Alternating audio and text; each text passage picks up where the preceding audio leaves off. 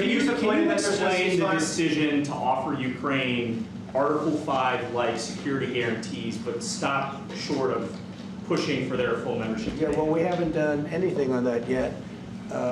If you look back and you go back long before President Putin, it was always a statement that they would never allow Ukraine into NATO. So that was a statement that was made, but we haven't discussed any of that yet. We're going to be discussing it today, but we will give them very good protection, very good security. That's part of it. And the people that are waiting for us, they are, I think they're very like-minded. They want to help out all. Thank you, President. Thank you, President Trump. Are you disappointed there's no ceasefire, Mr. President? The United States has already given hundreds of billions of dollars to this war effort in Ukraine. Biden. At best, it is a stalemate, and the killing continues.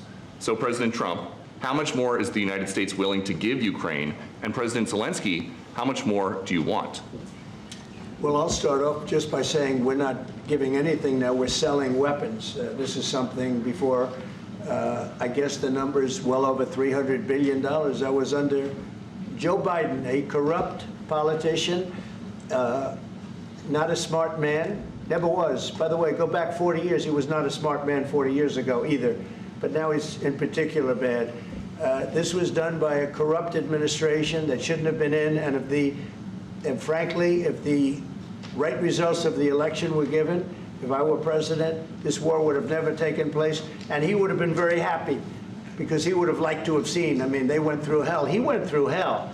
This war would have never happened, and the people that were killed, a couple of million people, a lot of people with soldiers and everything else, and the people that have been displaced and forced into other areas and other countries because of what's happened, none of that would have happened. And I'm just saying that he was a horrible president, whether it was the borders or this. He was just a horrible, corrupt president. Mr. President, You want to I can. Thank you so much. So first of all, we have possibility now to buy weapon from the United States. We are thankful for this program and this opportunity. We are thankful for Europe. They pay for this. And through NATO program for Trump and Pearl and etc. We have some programs where we can have some money to finance this. And this is a part, I think, it's not a part for the war and to defend us. It also will be a part for security guarantees, to strengthen our army, to rearm Ukrainian army. This is very, very important. And it depends how much money we need to rearm. For example, the question of air defense, we spoke about it with President Trump, and I'm happy that we have now bilateral decisions and we work on it with production, American production. Nobody in Europe has so many air defense like Patriots, for example. We need it very much, and this is also about defending. I think the good news, we make the best military equipment in the world by far. You mentioned the Patriots. How good are they? Systems. We have systems, they're literally 100% foolproof. And it's really like shooting two bullets, two bullets hitting each other in the air in a space like this. The chances, 100%. It's 99 to 100%. So we sell the equipment to NATO. And NATO does what, I don't know what the arrangement is that you have with, but I know that they want you to have the equipment. And we're getting the best equipment in the world, but they pay us for the equipment. Under Biden, it was just crazy what was going on. I believe the number is over 300. I think it could be $350 billion worth of equipment and money and everything else. And we've made more progress in settling this war in the last 2 months than they made in 4 years. This should have been settled a long time ago, but it should have never happened. Yeah, please. Real quickly, you pushed out on social media. Brian, go first. You pushed out on social media about doing away with mail-in ballots and potentially electronic voting machines. Can you expand on that and how important Well, that that's a very off-topic, just really quickly. Mail-in ballots are corrupt. Mail-in ballots, you can never have a real democracy with mail-in ballots.